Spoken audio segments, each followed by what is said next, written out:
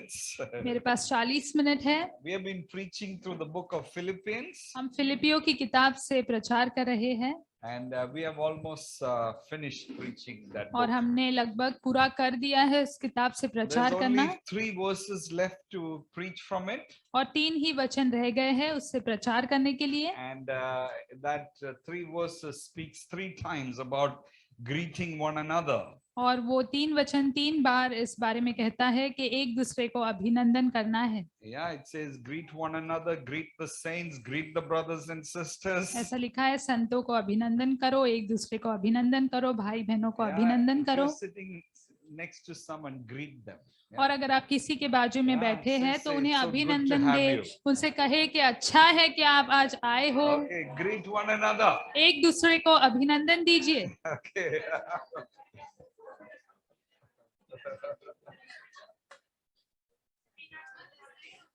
Good to have you. Good to have you.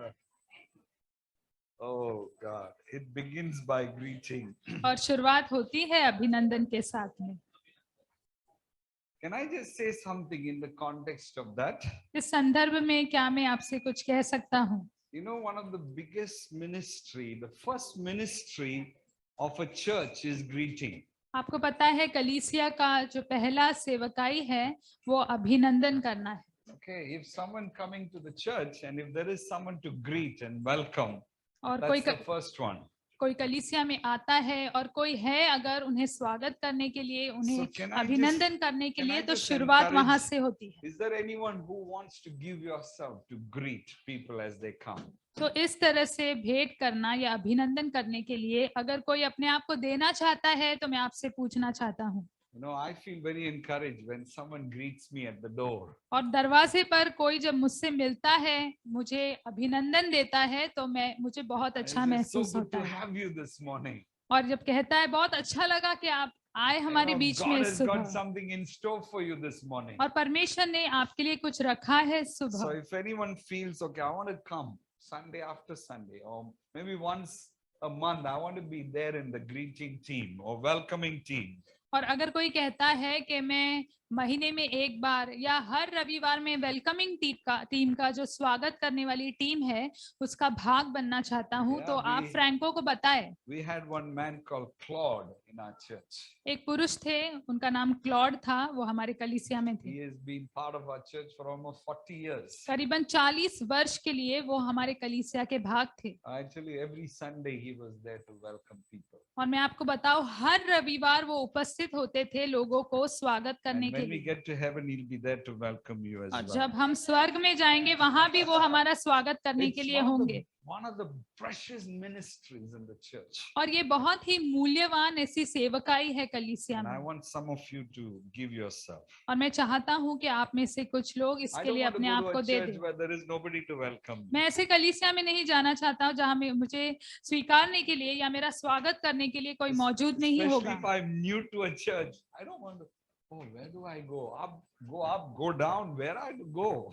और खास करके अगर कोई नई कलीसिया में मैं जाता हूँ, मैं वहां जाकर ऊपर जाऊं, नीचे जाऊं, कहाँ बैठूं, ऐसी कलीसिया में मैं नहीं जाना चाहता हूँ। I want to encourage you. मैं आपको प्रोत्साहन देना Okay, चाहता if you हूँ। have your Bible, come with me to Luke chapter 10. अगर आपके पास आपका बाइबल है तो लूका के 10वें अध्याय को खोलिए। And when we look at our nation today, और जब हम हमारे राष्ट्र की ओर देखते हैं आज, the question we ask is how can we reach this nation? तो प्रश्न आता है हमारे मन में कि इस राष्ट्र तक हम कैसे पहुंच सकते हैं। Almost 140 crores of people. करीबन 140 करोड़ लोग, How do we reach them? हम उन तक कैसे There पहुंचेंगे? are 2,135 unreached people group in this nation. और हमारे राष्ट्र में 2135 ऐसे समूह हैं जिन तक अब तक सुसमाचार नहीं पहुंचा। How do we reach them? हम उन तक कैसे पहुंचेंगे? More than 16 official languages and hundreds of dialects. How do we reach them? और 16 भाषाएं और 100 से भी ज्यादा उपभाषाएं या बोली है, तो हम उन तक कैसे पहुंचेंगे? There must be a way. एक तरीका तो होना चाहिए। And the wisest man ever lived, Jesus, has given us a blueprint or helped us to see how we can advance the kingdom of God.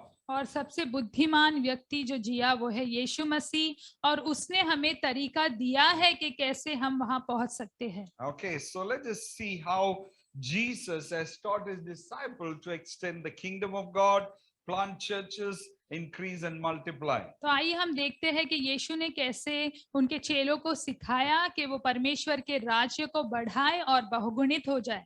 Okay, Luke 10. लूका का 10वां It's अध्याय the same in Matthew 10, और मत्ती के 10वें अध्याय में भी वही बातें लिखी है, almost the same.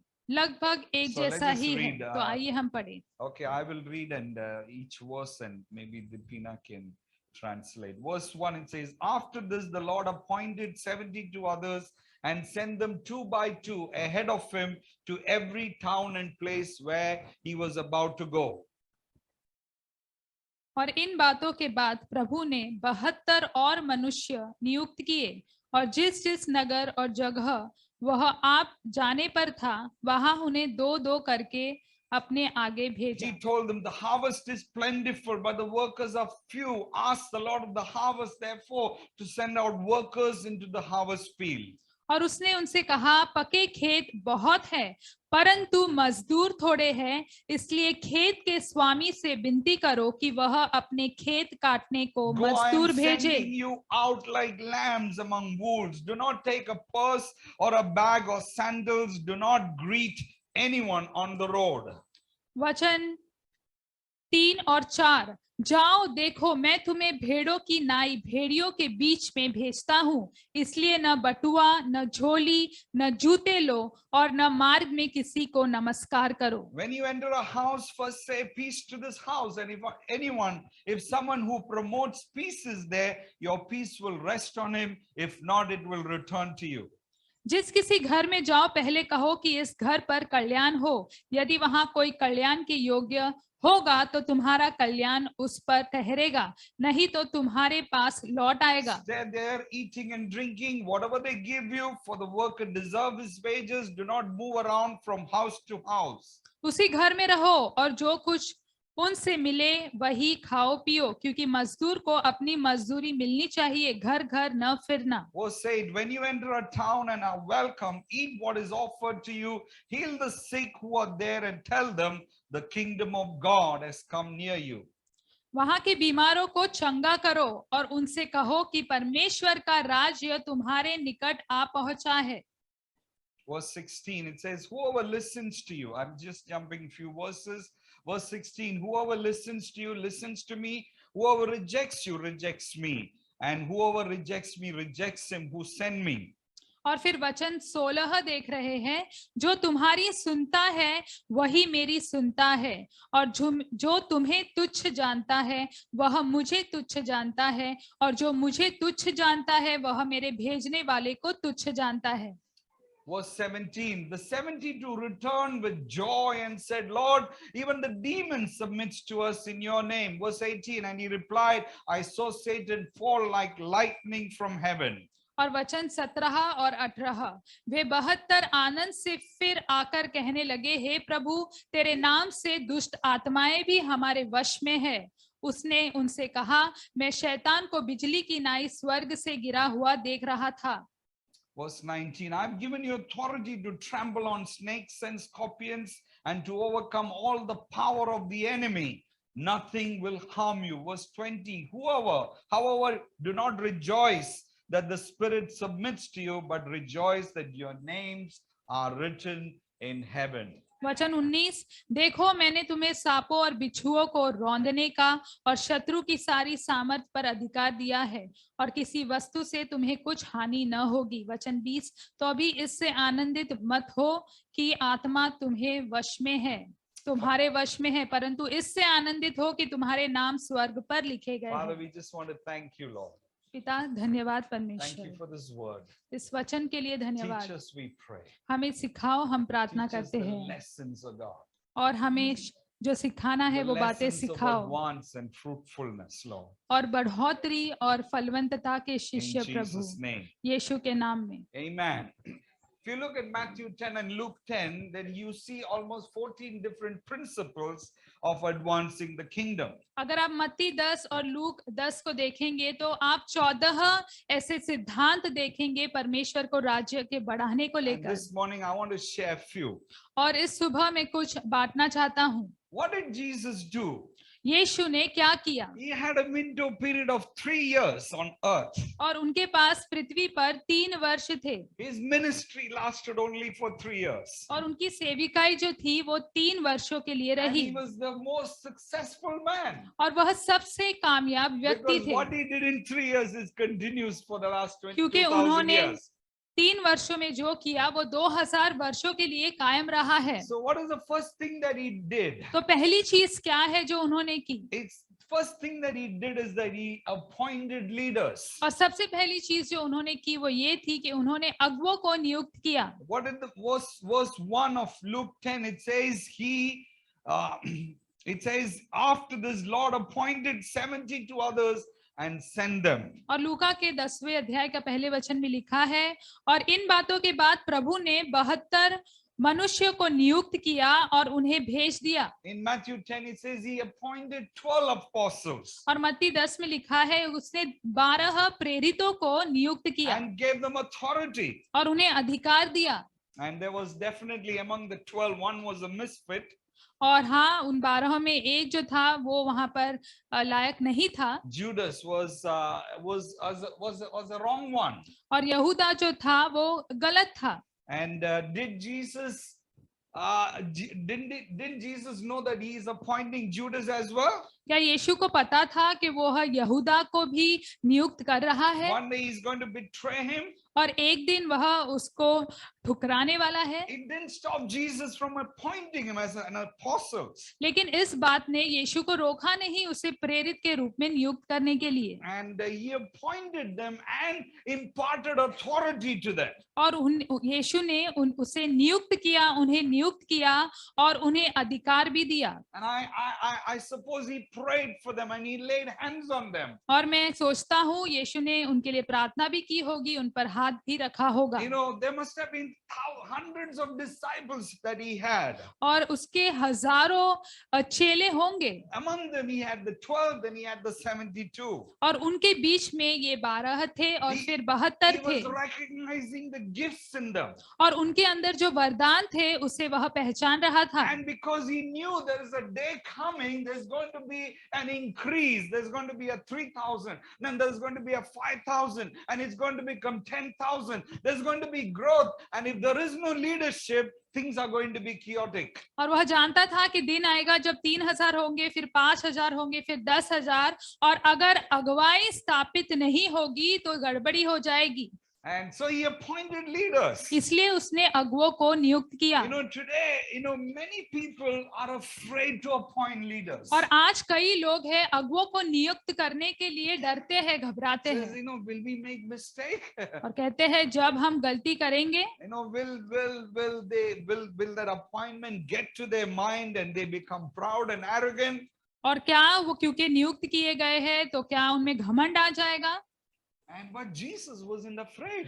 लेकिन यीशु डरा नहीं इन बातों से। Because Jesus knew the way to move forward is to give clear clarity about leadership. क्योंकि यीशु जानता था कि आगे बढ़ने के लिए अगुवाई को स्पष्टता देना अनिवार्य है। And I believe, even for churches, if we want to see growth, we got to see more people are being, set aside as elders and deacons and, recognizing Ephesians 4 gifts. और अगर हम भी कलीसिया में बढ़ोतरी देखना चाहते हैं तो हमें भी डीकन को, धर्मवृद्ध को पहचानना होगा, नियुक्त करना होगा। The more we see these gifts in operation, और जितने इन वरदानों को काम में होते हुए हम the more देखेंगे we impact, तो the more उतना impact that we will have असर हमारे बीच में होगा, प्रभाव होगा, in the church and in the society. कलीसिया में भी और समाज में भी। So I want to call on you. I want to encourage you. तो मैं आपको इसके लिए बुलाना चाहता हूँ, प्रोत्साहन देना चाहता हूँ। Aspire for leadership. और इसके लिए आप प्रोत्साहित हो जाए अगुवाई के लिए। don't be backward to come forward to be leaders in the church. और कलीसिया में अगुवा होने के लिए आप पीछे नहीं रहे, लेकिन आगे आ जाइए. The more the leaders, the growth will be more, and God can entrust us with more people. और जितना अगुवे होंगे, बढ़ोतरी उतनी ही होगी, और परमेश्वर हमें और भी लोग देगा. I am going to Dubai tonight, and I'm going to be I will be there next Sunday in the church, and the church has got 16 elders and probably I think 32 deacons. और मैं Dubai जाने वाला हूँ अगले रविवार. वहां पे रविवार की सभा में होगा. वहां पे कलीसिया में 16 धर्म वृद्ध है और कई सारे डीकन्स भी हैं. And they have more than 1,000 people in the church. और कलीसिया में 1000 से भी ज्यादा लोग हैं. And it grows and grows and grows. और वो कलीसिया बढ़ती है, बढ़ती है, बढ़ती ही So I रहती want to है. encourage you, men and women. तो पुरुष और महिलाएं, मैं आपको प्रोत्साहन देना चाहता हूँ. दूसरी बात, and Jesus, second is the teamwork, the family principle. और दूसरा जो है समूह में काम करना, पारिवारिक सिद्धांत. It says he appointed 72 and sent them 2 by 2 ahead of him. और ऐसा लिखा है उसने 72 को नियुक्त किया और 2-2 करके उन्हें भेज दिया. And it's a family picture. और यहाँ पर हम परिवार का चित्र देखते हैं. Husband and wife, it's a team. और पति और पत्नी एक टीम है, Our समूह God है. is a team. हमारा परमेश्वर एक टीम है. The Father, the Son, the Holy Spirit. और पिता, पुत्र और पवित्र They're all आत्मा, working together. वो साथ में काम करते हैं. When there is team, there is victory. और जहाँ पर टीम है वहाँ पर विजेता है. Hallelujah. Hallelujah. You know why today the devil wants to destroy marriages? आप जानते हैं आज शैतान क्यों शादियों को तोड़ना चाहता है? Because if he can destroy that primary team, then you can destroy society. क्योंकि अगर उस प्रमुख टीम को वह विनाश कर सकता है तो समाज को विनाश कर सकता है. That's why we got to protect our marriages. इसलिए हमें हमारी शादियों को सुरक्षित So that रखना चाहिए, you can have secure children growing up in your home. ताकि हमारे घर में बच्चे सुरक्षितता में बड़े हो जाएं. And in the same way in the church, it is led by team. It's not just one man show. और कलीसिया में भी टीम में काम किया जाता है, एक ही आदमी नहीं काम करता है. Hallelujah.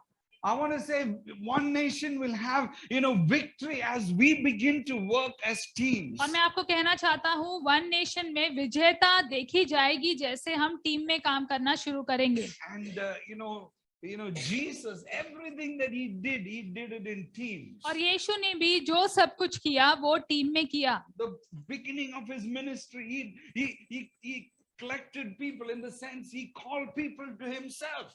और उसकी सेवकाई की शुरुआत में उसने लोगों को इकट्ठा किया, अपने काम के लिए इकट्ठा किया. He had the 12, then he had the 3, then he had John as the closest friend, and they worked in teams. और उसने 12 लिए और फिर यूहन्ना था उससे सबसे करीबी था और टीम में उन्होंने काम किया. I want to say, don't be a loner. और मैं आपको कहना चाहता हूँ, अकेला रहने वाला व्यक्ति ऐसे आप मत बनिए. The Bible says one can chase her, and two can chase her. Okay, और let me say it again. Bible कहता है 1 1000 का पीछा कर सकते हैं और 2 10,000 का पीछा कर सकते हैं. One can chase her, and 2 can chase her. Okay, that's the arithmetic in the Bible. और बाइबल में ऐसी गिनती दी गई है. 2 is powerful. इसका अर्थ ये हुआ कि 2 में ताकत है. There's 10 times more strength. और 10 गुना ज्यादा ताकत है. And if there is any young person is saying, "Oh, I don't want to get married. I want to be alone." और कोई अगर नौजवान कहता है मुझे शादी नहीं करनी है, मुझे अकेला रहना है. Now Javani bhi, now the young women also, say, I don't want all this responsibility. I don't want to have children. I don't want to have any, burden. I want to remain single. और कोई नौजवान लड़का या लड़की ये कहेंगे कि मुझे शादी नहीं करना है, मुझे बच्चे नहीं चाहिए, मुझे कोई जिम्मेदारी नहीं चाहिए. It's okay if you want to serve the Lord. That's very good. और अच्छा है, अगर आप प्रभु की सेवा करना चाहते हैं तो बहुत अच्छा है. You can be like Paul. आप पौलुस की तरह हो सकते हैं। But in the creation order, God said it's not good for a man to be alone. लेकिन रचना की क्रिया को अगर आप देखेंगे तो परमेश्वर ने कहा कि एक मनुष्य के लिए, पुरुष के लिए अकेला होना You know अच्छा why? नहीं है, Because he knew two can do great things. क्योंकि वो जानता था कि दो बड़े काम कर सकते हैं। Hallelujah. So I hope I encourage everyone to get married. तो मैं आशा करता हूँ मैंने सभी को प्रोत्साहित किया है शादी के लिए। Ecclesiastic 4:9-12. There's wonderful scriptures. और संभोपदेशक 4:9-12 में बहुत खूबसूरत वचन लिखे हैं। Okay, it talks about two is better than one. और वहां पर लिखा है कि दो बेहतर है एक से। Okay, we don't have time to go through all that, but let me come to the third point. और हमारे पास समय नहीं है वो वचनों को देखने के लिए, लेकिन आइए हम तीसरे मुद्दे को देखें। What can we learn? What did Jesus teach? और हम क्या सीखते हैं, यीशु ने क्या सिखाया। Its third one is prayer and dependency on the Lord. और तीसरी बात है प्रार्थना और परमेश्वर पर निर्भर होना। He appointed leadership. उसने अगुवों को नियुक्त किया And he told them, go 2 by 2. और उसने कहा कि जाओ दो दो करके। Verse 2 it says, the harvest is plentiful, but the workers are few. Ask the Lord of the harvest, therefore, to send out workers into his harvest field. और वचन 2 में लिखा है कि पक्के खेत बहुत है परंतु मजदूर थोड़े हैं, इसलिए खेत के स्वामी से विनती करो कि वह अपने खेत काटने को मजदूर भेज दे।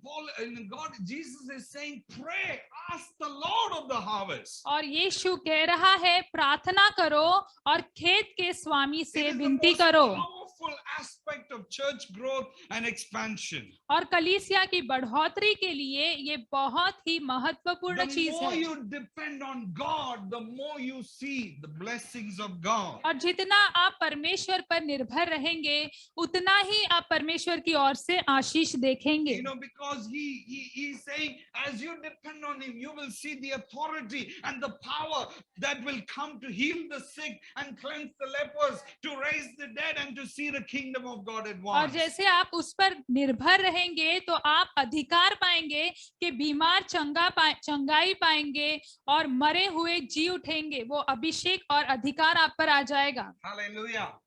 Yeah, God wants us to depend upon him. और परमेश्वर चाहता है कि हम उस पर निर्भर रहे। And even for our provisions. और हमें उपलब्धि के लिए भी हम परमेश्वर पर निर्भर रहे। Amen. God wants, he told these people, when you go, don't take any purse, don't take any sandal, don't take anything. God will provide. और जब उसने लोगों से को भेजा, कहा कि अपने साथ में कुछ न ले जाना, ना बटुआ ले जाना, ना जूते ले जाना, क्योंकि मैं तुम्हारी जरूरतों को पूरा करूंगा। Don't worry about what you will eat. और चिंता मत करना कि तुम क्या खाओगे। I will provide. मैं पूरा करूंगा। Ultimately, I will be your reward and I will be your provider. और आखिरकार मैं तुम्हारा पुरस्कार हूँ और मैं ही तुम्हारा उपलब्ध करने वाला हूँ। Testimony. और मेरी खुद की गवाही। In 1991, God asked me to leave my job. और 1991 में परमेश्वर ने मुझसे कहा कि मैं मेरी नौकरी छोड़ दूं। At that time, I was getting 10,000 rupees in Otis Elevators. और ओटिस एलिवेटर्स में वह समय में मुझे 10,000 रुपया पगार मिलती थी। Probably today it must have been 2 lakhs plus or something. और आज के समय में शायद मेरी 2 लाख या उससे ज्यादा This is पगार हो जाती। 31 years back. ये 31 साल पहले की बात है। And God asked me to give up that and go for a training, come back, serve God. और परमेश्वर ने मुझे कहा कि वो छोड़ दो, प्रशिक्षण लो और आओ और प्रभु की सेवा And I करो। joined church and from 10,000 it became 900 rupees और salary. मैंने कलीसिया में सेवा करना शुरू किया और 10,000 से मेरी पगार जो है वो 900 रुपया पगार पर आ गई। And did God provide? तो क्या परमेश्वर ने उपलब्ध किया I want to मुझे? tell you, in the last 30 years, I lack nothing. मैं आपको बताना चाहता हूँ कि 30 साल से मुझे कोई घटी नहीं हुई है। Yeah, for myself, for my wife and my children, God has been faithful. और मेरे लिए, मेरी पत्नी के लिए, मेरे बच्चों के लिए परमेश्वर विश्वास योग्य रहा है। Never a time where, we didn't have any money to eat or travel or do things that God wanted us to do. और कभी ऐसा नहीं हुआ कि कोई समय नहीं आया कि हमारे पास पैसे नहीं थे खाने के लिए या सफर करने के लिए या वो चीजें करने के लिए जो I हमें करनी saw थी। what God has said. He says, when you go, don't take these things. I will be your provider. मैंने देखा जो परमेश्वर ने कहा है कि जब तुम जाओगे इन चीजों को मत ले जाना क्योंकि मैं तुम्हें दूंगा। And God has helped us to travel to many nations as a family. And I want to say, God has been faithful. He is no debtor of man. और मैं कहूँ कि परमेश्वर ने हमें उपलब्ध किया है कि हमने कई राष्ट्रों में सफर किया है, हमारे परिवार के लिए उपलब्ध किया है, और परमेश्वर मनुष्य का कर्जदार नहीं है। Today when I speak to the young people, और आज मैं जब युवा लोगों से बात करता हूँ they talk about security. तो वो सुरक्षितता के बारे में बात करते We हैं। got to have security. और सुरक्षितता होनी We चाहिए। got to have this much salary, this much bank account, bank balance, this much insurance and this and that. Then we will step out. और वो कहते हैं कि हाँ मेरी इतनी पगार होना चाहिए, इतना बैंक बैलेंस होना चाहिए, इतना इंश्योरेंस होना चाहिए, तब हम कदम आगे बढ़ाएंगे। And as a result, we don't see so many young people stepping out in faith and say, God, we want to serve you. और इसका परिणाम ये होता है कई युवा कदम आगे बढ़ा के नहीं कहते हैं विश्वास में कि प्रभु हम आपकी सेवा करना चाहते हैं। I want to say the faith journey is a very exciting journey. मैं आपको बताना चाहता हूँ कि विश्वास का जो सफर होता है वो बहुत ही उत्साहवर्धक होता है। Amen. It was so wonderful to hear Renu's testimony. और इतना अच्छा था आज रेनू की गवाही सुनना। Another nation, दूसरा राष्ट्र, unknown place. अनजान जगह, God just came and just, got everything sold. और परमेश्वर आया और बस सब कुछ हो गया। Yeah, you depend and believe His promises. I want to say, He will fulfill every promise. अगर आप निर्भर रहेंगे, उसके वादों पे भरोसा रखेंगे, तो मैं आपको बताना चाहता हूँ वो सभी वादों को पूरा करेगा। If I had time, I'll tell you so many testimonies. अगर समय होता तो बहुत सारी गवाहियां बांट सकता था मैं। तीसरी बात, they were sent out. उन्हें भेजा गया। Being sent, the apostolic blessing that comes upon you. और जब भेजा जाता है प्रेरित रूपी आशीष आपके ऊपर आता He है। said to them, go. और उन्होंने उससे कहा As you कि go, जाओ, जैसे तुम जाओगे heal the sick, बीमारों को चंगा raise करो, the dead, मरे हुओं को cleanse जिलाओ, those who have leprosy, और जिन्हें कोढ़ी है उन्हें चंगा करो, drive out demons. और दुष्ट आत्माओं को निकालो। Freely you have received, freely give. और मुफ्त में तुम्हें मिला है तो मुफ्त में दे दो। Even the Great Commission in Matthew chapter 28, it says, go and make disciples of और all बड़ी nations. आज्ञा जो मत्ती के 28वें अध्याय में लिखा है कि जाओ और सभी राष्ट्रों के चेले बनाओ।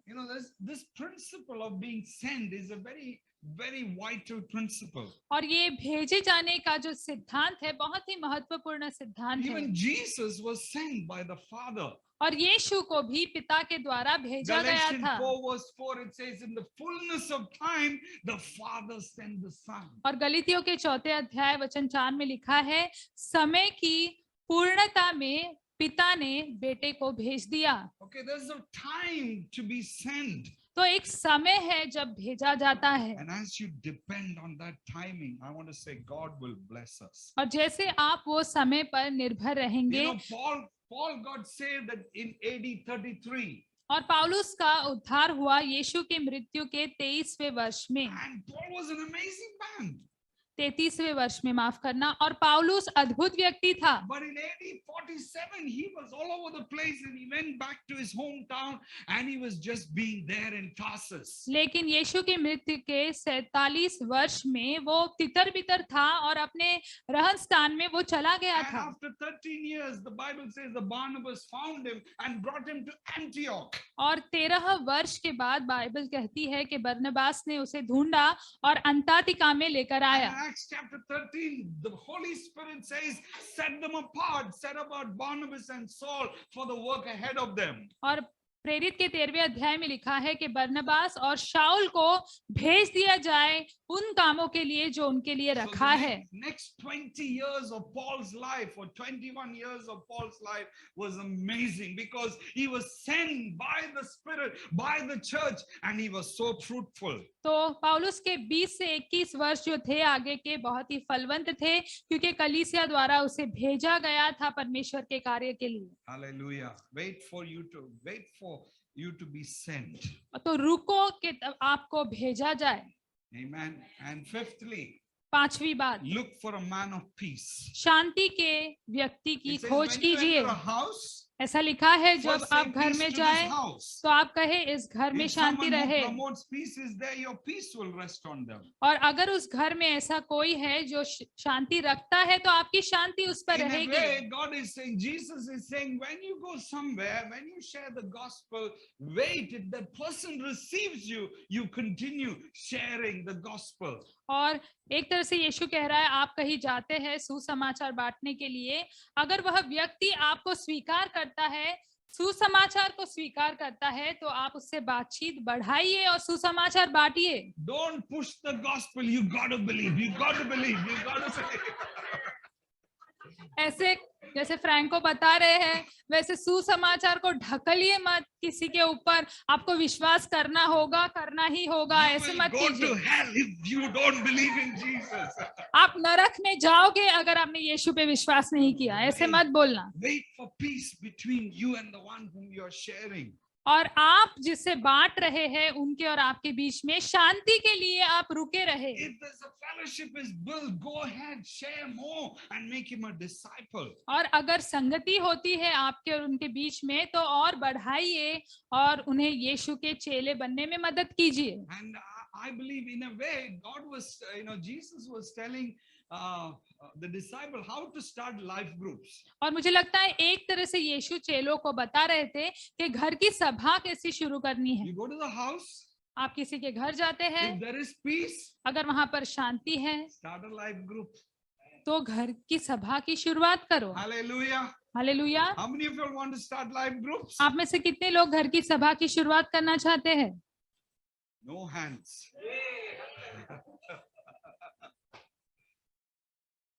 In a way, Jesus is saying this is the way to spread the good news. और एक तरह से यीशु कह रहा है कि ये तरीका है सुसमाचार बांटने का। When you go to a house, जब आप घर में जाते हैं किसी if के, they receive you, अगर वो आपका स्वागत करते हैं, आपको Stay स्वीकारते there. हैं, तो वहां पर रुको। आजकल हम लोग उधर स्टे नहीं कर सकते, लेकिन दोबारा जा सकते हैं. You can keep going.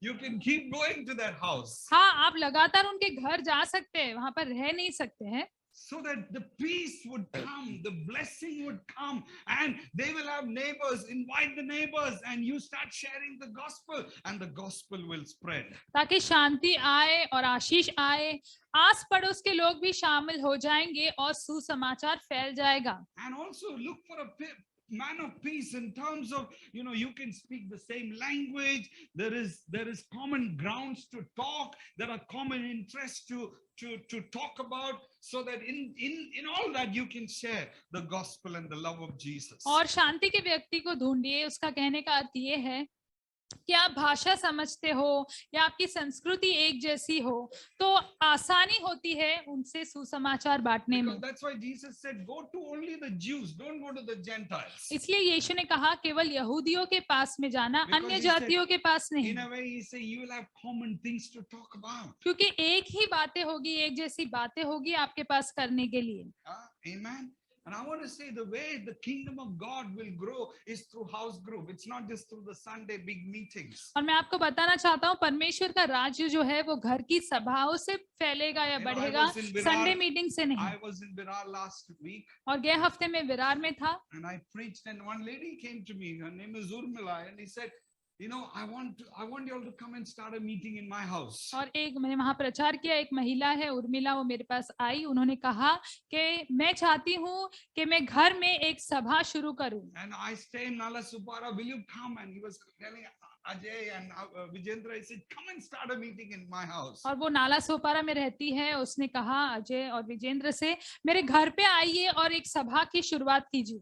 She is the woman of peace. तो वो शांति की व्यक्ति है। As you go, let your peace rest upon them. जैसे तुम जाओगे आपकी शांति उन पर बनी रहे। Amen. And can I encourage you, men and women here? और क्या मैं आपको प्रोत्साहन दे सकता हूँ, पुरुष और महिलाएं जो यहाँ पर Yeah, हैं। there's Maria and Francisca. So many of you. You can start life groups. और मेरियान है, फ्रांसिस्का है, और कितने सारे लोग हैं। आप घर की Maybe- सभा की maybe शुरुआत you go to a कीजिए। house, you know, there'll be 2 people, but start a meeting. शायद एक घर में 2 ही लोग होंगे, Maybe लेकिन you आप know, शुरू you will कीजिए। have 5 people, or if you have 10, great. 5 है या 10 है तो बहुत ही अच्छी बात है। You know, if 20 people come, then I'll come. और 20 लोग आएंगे तो मैं भी आऊंगा। Then we'll see we can start a church. तो there. देखेंगे वहां पर कलीसिया की शुरुआत करेंगे। Simple, yeah. बहुत सहज है। Amen. What about one in Dombivli, Michael? और डोंबिवली की क्या कहते हैं In Michael? Palava? Can we believe for a vibrant house group or life group? क्या हम विश्वास कर सकते हैं कि जोश से भरी घर की सभा होगी? Amen.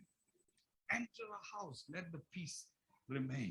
और घर में प्रवेश कीजिए और वहां पर शांति बनी रहने दीजिए। Second last, और proclaim the gospel.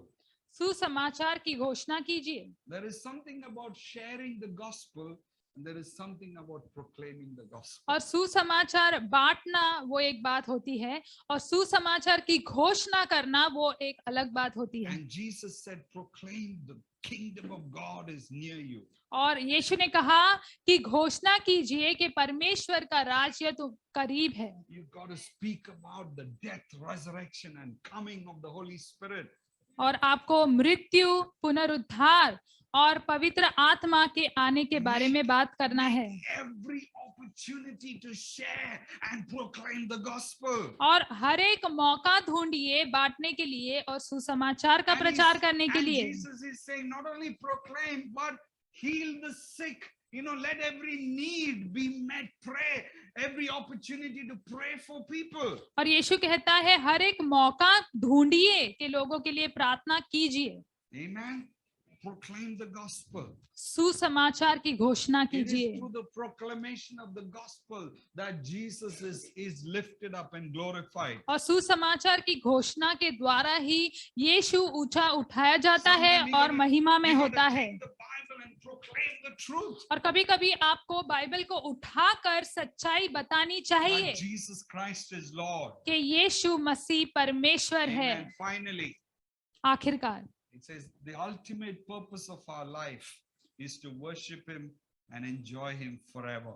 और हमारे जीवन का आखिरी मकसद यही है कि हम उसकी आराधना करें और सदा उसमें आनंदित रहे। You know, Jesus in a way at the end He's saying, you know, that don't get all muddled up. At the end of it is that you will worship God and you will enjoy Him. और एक तरह से यीशु कह रहा है कि गड़बड़ी मत कीजिए, गुम मत हो जाइए, क्योंकि आखिर में आप उसी की आराधना करेंगे और उसी में आनंद लेने वाले हैं। 72 came back and said, wow, there's, you know, people being set free, demons were fleeing, people were healed. Wow, hallelujah. और 72 ने लौटकर कहा कि वाह बहुत कुछ हो गया, लोगों ने चंगाई पाई, दुष्ट आत्माएं भाग गई, बहुत अद्भुत कार्य हुए।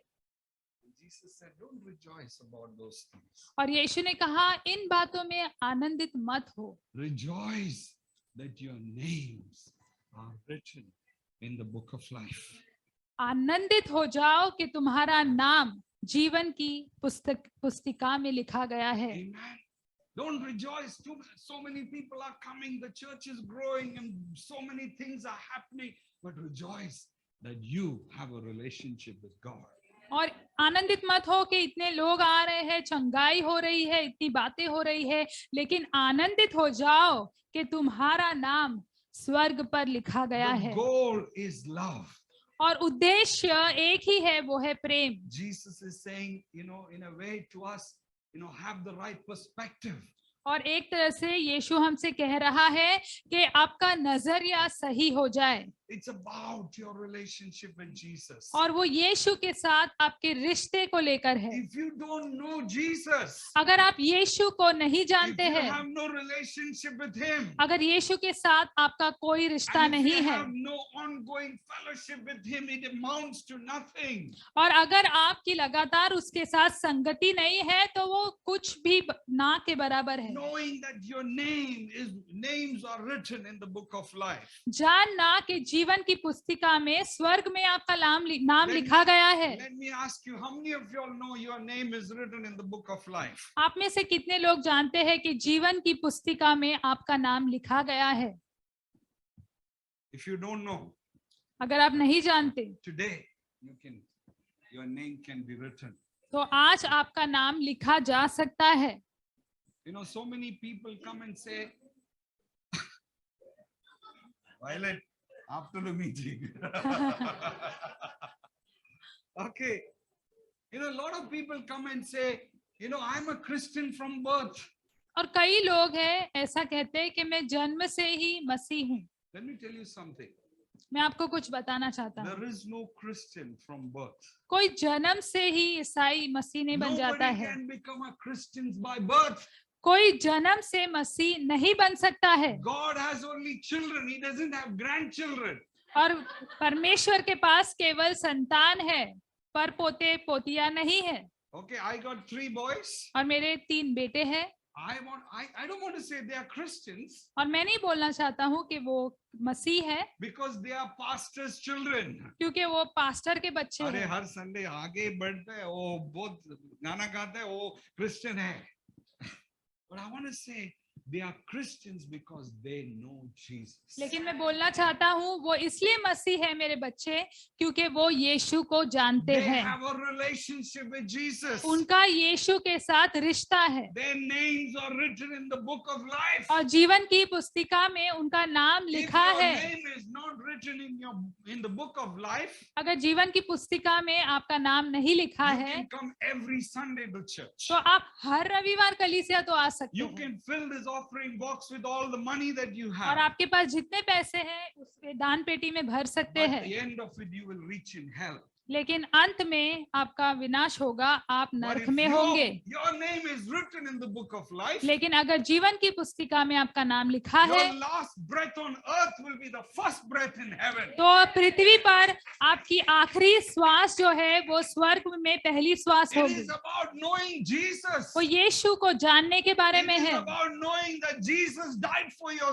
ये sins. जानने के बारे में कि यीशु आपके पापों के It लिए is मरा है, knowing that Jesus paid the penalty for your ये sins. जानना कि यीशु ने आपके पाप के लिए कीमत चुकाई है। That whatever I do, I cannot be justified by this before this holy God. कि चाहे मैं अपने आप से कुछ भी करूं, ये पवित्र परमेश्वर के सामने मेरा न्याय नहीं हो सकता है। Justified only because of the cross of Christ. केवल यीशु के क्रूस के द्वारा मेरा न्याय हुआ है। I bend my knee and repent of my sin and say, God, I depend upon that cross where you died, where you shed the और blood. मैं घुटने टिकाकर कहता हूँ, प्रभु मैं पश्चाताप करता हूँ उस क्रूस के सामने जहाँ पर आपने प्राण दिए। Every day I'm aware that I am a sinner. I have sinned, but Jesus paid the price for me. और हर दिन मैं एहसास करता हूँ कि मैं पापी हूँ, मैंने पाप किए हैं, लेकिन यीशु ने कीमत चुकाई है And he declares me saint. और वो मुझे संत कहकर He घोषणा करता है declares me justified. और मेरा न्याय हो चुका है He ऐसा वो declares me घोषणा करता है magnified और मैं महान मैं हूँ ऐसा वो कहता है, because of what he did on the cross. उसने जो किया क्रूस पर उसके वजह And से। I want to encourage you, everyone who are here. और आप सभी जो यहाँ पर है, मैं आपको प्रोत्साहन देना चाहता हूँ, I want to see all of you in heaven. मैं आप सभी को स्वर्ग में देखना I चाहता don't हूँ। want anyone to be lost. मैं नहीं चाहता कि कोई भी खो जाए। I don't want anyone to say, oh God, this person was coming to church every Sunday, but he didn't make it. और मैं ये नहीं कहना चाहता कि प्रभु ये दर रविवार ये व्यक्ति कलीसिया में आते थे लेकिन वो नहीं पहुंच पाए स्वर्ग में, Because his name was not written in the book of life. क्योंकि जीवन की पुस्तिका में इनका नाम नहीं लिखा That's why था। Paul says this. इसलिए पौलुस ये कहता है, Make every effort हर प्रकार से कोशिश कीजिए to make your election sure. ताकि तुम्हारा चुना जाना पक्का हो जाए। Today, आज if you don't know your name is written in the book of life, अगर आपको नहीं पता कि आपका नाम जीवन की पुस्तिका में लिखा है या नहीं, you can put your trust in Jesus. तो आप यीशु में आपका विश्वास डाल सकते हैं And know that your name is written. और जान ले कि आपका नाम लिखा The है। Bible says, बाइबल कहता है when you are in the palm of his hands, जब आप उसकी हथेली में हैं Nobody can snatch you from there. वहां से कोई आपको चुरा नहीं सकता है। Once your name is written, एक बार जब आपका नाम लिखा गया, there is no eraser in the world that can erase that name. तो पूरी दुनिया में ऐसा कोई इरेजर नहीं है जो उसे मिटा दे, Because Jesus has done it through his blood. क्योंकि यीशु ने उसके लहू से वो कर दिया है। He has written it with the blood of the lamb. उसने उस मेमने के लहू से लिखा है। Okay, what was Jesus' strategy? और यीशु की क्या रणनीति थी? He appointed leaders. उसने अगुवों को नियुक्त किया He taught them about teamwork. और टीम के काम के बारे में उन्हें सिखाया। He taught them about prayer and dependency on God. और परमेश्वर पर निर्भर रहना और प्रार्थना के बारे में बताया। He taught them to wait to be sent for the work. और उन्हें सिखाया कि रुको ताकि तुम्हें काम के लिए भेजा जाए। He taught them about waiting for the man of peace. और उन्हें सिखाया कि शांति के व्यक्ति की खोज करो, The woman of peace. शांति की महिला की खोज करो। He taught them make every opportunity to proclaim the gospel. और उन्हें सिखाया कि हर एक मौके को इस्तेमाल करो ताकि आप सुसमाचार बांट सके। And finally he said, have the right perspective in life. और अंत में उन्होंने कहा कि जीवन में आपका सही नजरिया हो। It's all about the relationship. ये सब रिश्ते के बारे में है। Everything will come to pass. सब कुछ पूरा हो जाएगा, One thing will continue in heaven. लेकिन एक चीज है जो स्वर्ग में लगातार चलती रहेगी, The Father and Son. पिता और पुत्र।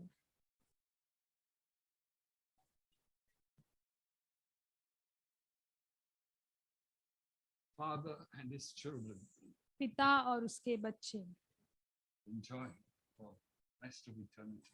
जो अनंत काल के लिए आनंद उठा रहे हैं। Do everything to be part of that. और इसका भाग होने के लिए जो हो सके आप वो करो। Whether we plant church, whether we don't plant church. चाहे हम कलीसियाओं को बोए या नहीं बोए, Doesn't matter. मायने नहीं रखता, Because at the end of the day, the growth comes from God. क्योंकि अंत में तो बढ़ोतरी परमेश्वर से आती है।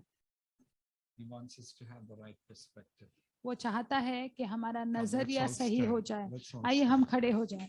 Sorry, I've taken 10 minutes more. माफ करना, 10 मिनट मैंने ज्यादा ले लिए हैं। I want to appeal to those who didn't put their hands up. मैं उनको आग्रह करना चाहता हूँ जिन लोगों ने उनके हाथ नहीं उठाए थे And he said, I'm not sure whether my name is written in the book of life. और आपने कहा मुझे पक्का नहीं पता कि मेरा नाम लिखा है या नहीं जीवन की पुस्तिका में। You are unsure. आपको ठीक नहीं पता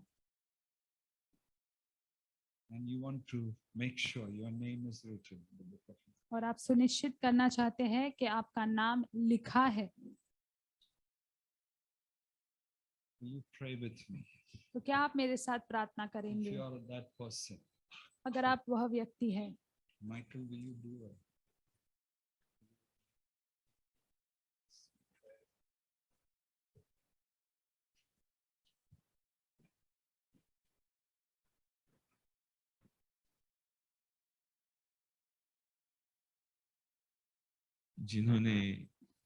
जिनको विश्वास नहीं है कि क्या मेरा नाम परमेश्वर के उस किताब में लिखा है, ऐसे लोग मेरे पीछे प्रार्थना करें, मैं आपकी मदद करूंगा। अगर आपका विश्वास नहीं है, कि आपको पक्का मालूम नहीं है कि आप स्वर्ग में होंगे यीशु के साथ, पिता के साथ, तो आप मेरे पीछे प्रार्थना कीजिए। मैं बोलूंगा धीरे धीरे, आप मेरे पीछे बोलिए। अपनी आंखें बंद रखें, क्योंकि यहाँ हम परमेश्वर से बातें कर रहे हैं, यीशु से बातें कर रहे हैं। पिता परमेश्वर, मैं धन्यवाद करता हूँ